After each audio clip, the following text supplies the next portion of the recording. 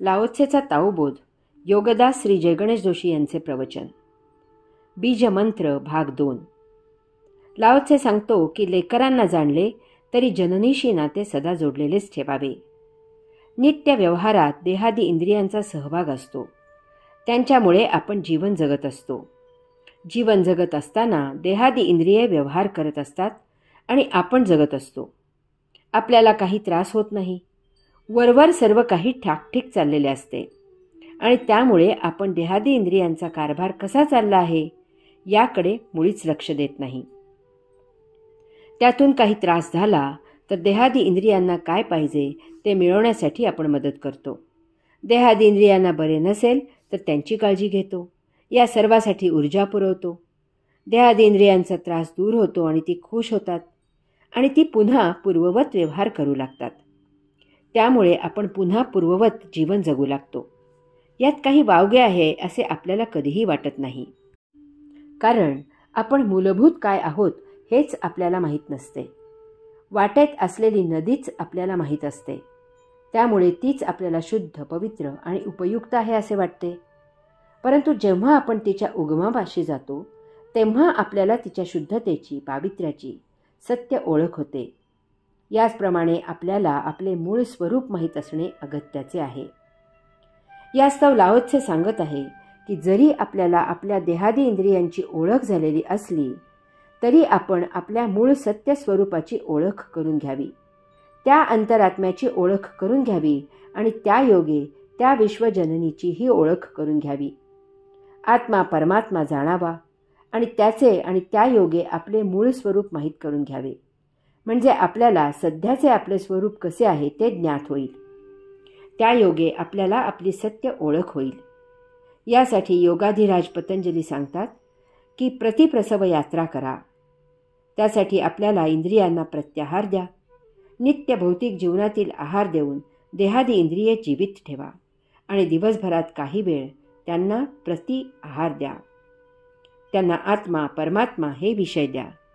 त्यासाठी योग साधना, योग उपासना, अध्यात्म, सत्संग यांचे आयोजन करा आणि आत्मसन्निध रहा. त्या योगे आत्मभान येऊ द्या, आत्मज्ञान होऊ द्या, देहातील अंतरात्म्याची ओळख होऊ द्या, विश्वजननीचा, परमात्म्याचा परिचय होऊ द्या. म्हणजे आपल्याला आपली स्वतःची सत्य ओळख होईल. आपण नेमके कोण आहोत हे उमजले की आपली नित्य भौतिक ओळख मिथ्या आहे हे उमजेल आणि त्या योगे आता आपल्याला आपल्या देहादी इंद्रियांचीही सत्य ओळख होईल. यासाठी दिवसभरात काही वेळ नित्य नियमित ध्यानस्थ राहा.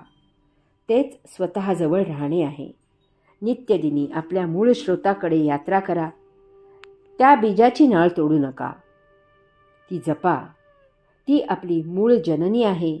तोच बीजमंत्र आहे. बीजमंत्र भाग 3. लाओत्से सांगतो की त्या योगे आपली संपूर्ण जीवनयात्रा अपायापासून सुरक्षित राहील. याचा अर्थ आत्मज्ञानी झाल्यावर जीवनयात्रेत आपल्याला अपाय होणार नाही. आत्मज्ञान हे केवळ अपाय झाल्यावरचे औषध नसून ते अपाय होऊ नये म्हणून सुरक्षा कवचही आहे.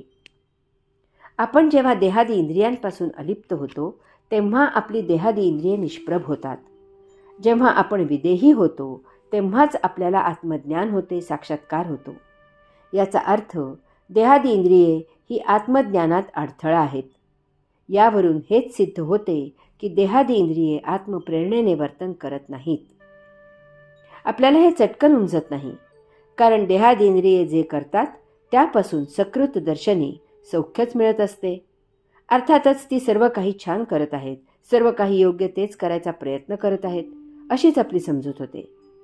जेव्हा त्यांना अपयश येते तेव्हा ती दुःखी होतात आणि हे दुःख आपल्यालाच झाले आहे अशीच आपली समजूत करून घेतो. त्यामुळे त्यांच्या प्रयत्नांना आपण अडथळा तर आणत नाहीच, उलट त्यांना आपण सहकार्यच करत असतो. त्यांचे चोचले पुरवण्याचाच प्रयत्न करत असतो. त्यांना खाऊपिऊ घालतो, संरक्षण करतो, सजवतो, नटवतो, त्यांचे लाड करतो. जोपर्यंत आपल्याला अस्सल म्हणजे काय ते माहीत नसते तोपर्यंत आपल्याला आपल्याकडील गोष्ट नक्कल आहे हे उमजणे शक्य नसते.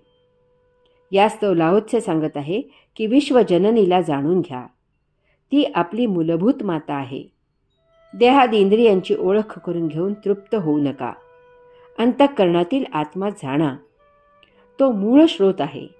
त्या योगे परमात्मा जाणा, तो आपणच आहोत. म्हणजे तुम्हाला देहादी इंद्रियांची सत्य ओळख होईल. आपल्याला तेथे पोहोचायचे आहे. परमात्मा हा सुरुवातीचा आहे, मूलभूत आहे, आणि म्हणून आपल्या जीवन यात्रेचा शेवट त्याच्या प्राप्तीने करायचा आहे. परमात्मा सुरुवात आहे, तो शून्य आहे. त्याच्या प्राप्तीने जीवनाला पूर्णत्व येणार आहे. देहादी इंद्रिये यामध्ये अडथळा आहेत. याचा अर्थ ती असे काही करत आहेत की आपल्याला कधीही आत्मज्ञान होणार नाही.